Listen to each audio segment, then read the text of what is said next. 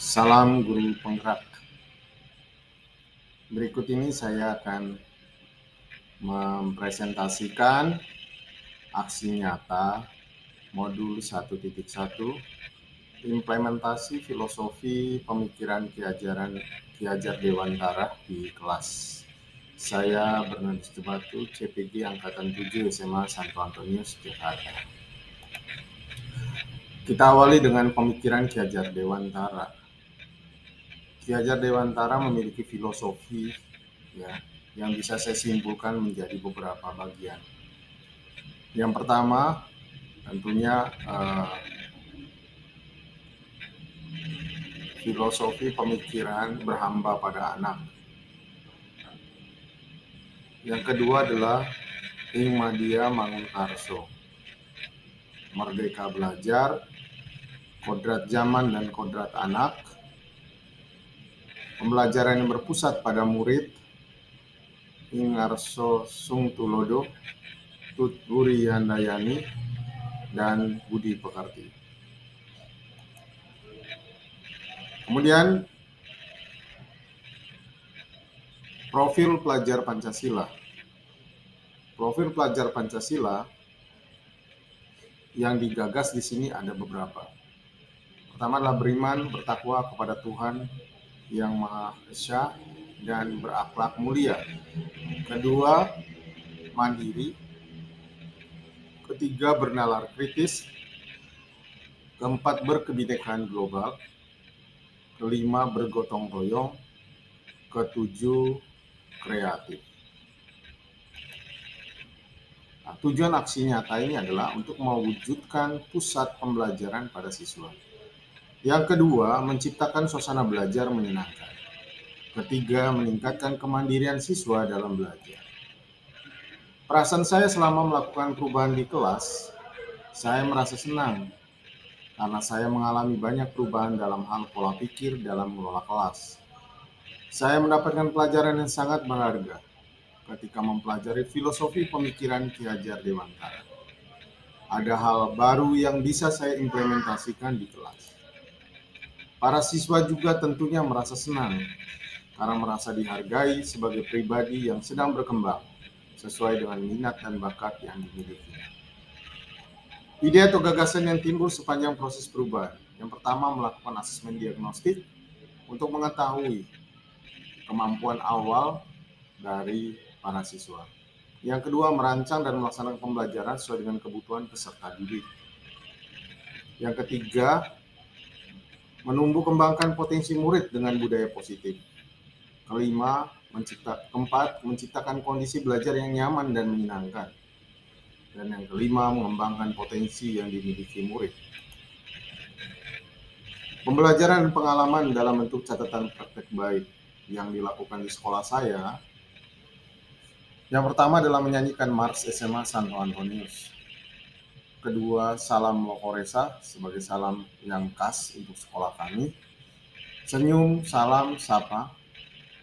Upacara bendera pada hari besar nasional, memperingati hari-hari besar nasional, perayaan Ekaristi, membacakan visi dan misi sekolah, doa pagi bersama, menyanyikan lagu Indonesia Raya, kegiatan literasi dan pramuka. Berikut adalah gambar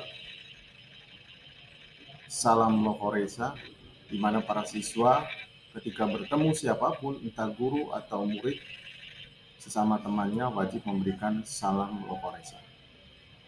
Kemudian ketika memberikan salam pun perlu senyum, perlu menyapa, selamat pagi, atau selamat siang, atau selamat sore, dengan tangan di dada. Ini adalah kegiatan upacara bendera. Saat ini di sekolah kami tergabung SD, SMP, dan SMA.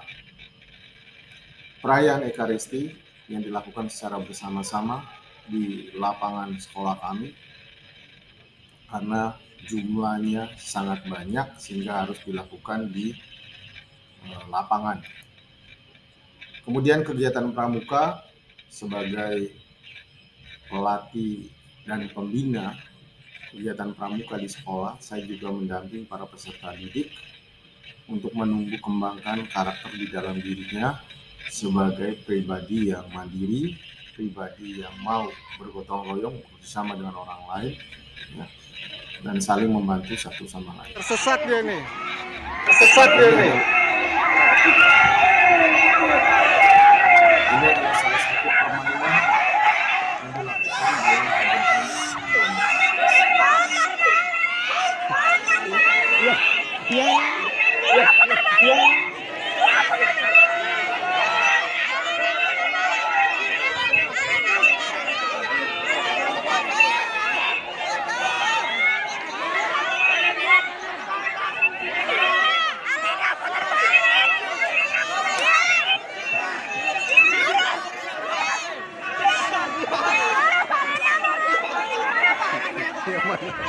Ya, arah ke dia, mana kelompokmu? Arah ke dia, mana kelompokmu? Jangan ngomong.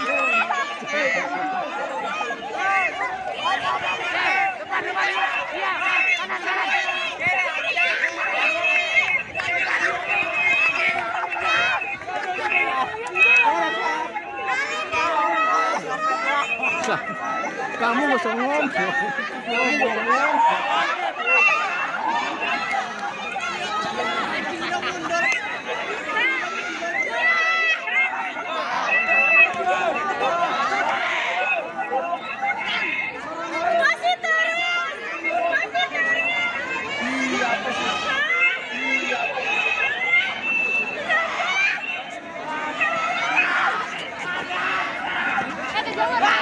Tersesat dia nih.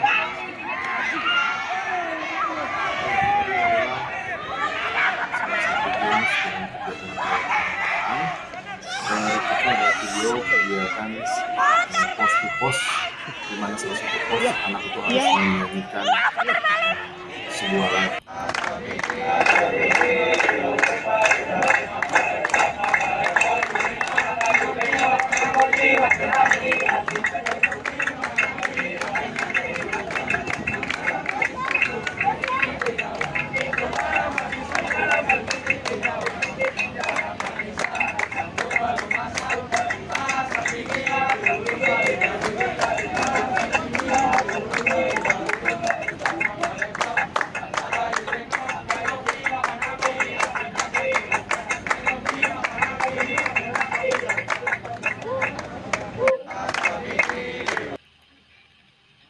Berikut foto rangkaian pelaksanaan aksi nyata yang saya lakukan.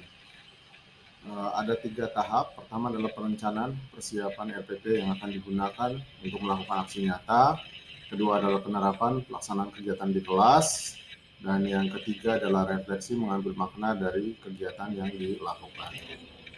Nah, ini adalah foto perencanaan aksi nyata. Saya berkoordinasi dengan Kepala Sekolah SMA Santo Antonius, Bapak Antonius Widi Susiono, SPD. Kemudian saya juga melakukan pembuatan RPP untuk merancang kegiatan aksi nyata. Nah, berikut adalah penerapan aksi nyata yang saya lakukan di kelas. Saya tidak membuat videonya, tapi dengan gambar-gambar yang saya gunakan dan memanfaatkan teknologi yang ada. Pembelajaran yang saya lakukan selalu menggunakan presentasi dengan LCD di kelas.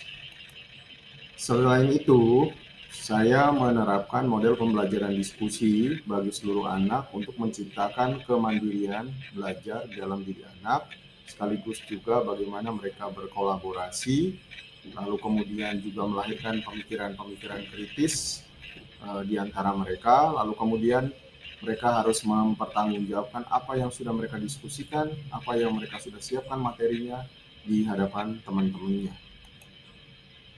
Nah, ini juga menjadi bagian dari kegiatan di dalam proses pembelajaran itu sendiri. Ya.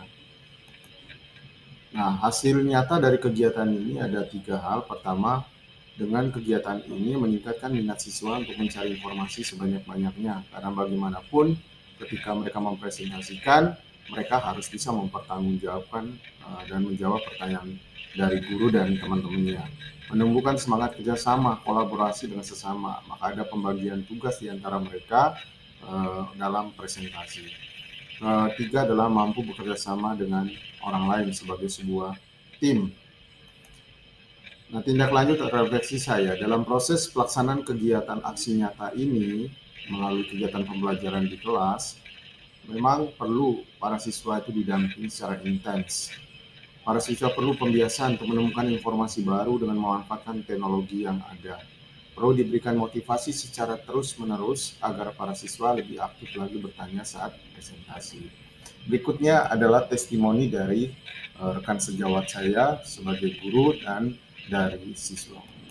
Saya melihat diskusi yang telah dilakukan oleh anak-anak secara kelompok, kemudian mereka presentasikan, hal itu membuat mereka semakin bertambah imajinasi mereka dan sangat diperlukan dalam saat ini. abad saat ini. Semoga dengan kegiatan diskusi juga presentasi mereka semakin bertambah pola pikir mereka, cara berpikir, mereka punya mereka ide-ide yang bagaimana cara mereka untuk mengungkapkan inspirasi yang ada di pikiran mereka. Terima kasih. Saya melihat Berikut ini adalah yang telah testimoni dilakukan yang oleh diberikan oleh anak-anak. Proses metode pembelajaran ini menurut saya sangat menyenangkan karena kita bisa bertanggung jawab dengan hasil karya yang sangat menyenangkan dengan cara berpikir dan juga sangat menjawab dengan prestasi. Proses metode pembelajaran ini menurut saya sangat menyenangkan karena kita harus bertanggung jawab dengan hasil karya yang kita lakukan dengan cara berpikir. Sudah saya lakukan. Semoga bermanfaat dan memberi inspirasi bagi kemajuan pendidikan di Indonesia. Terima kasih.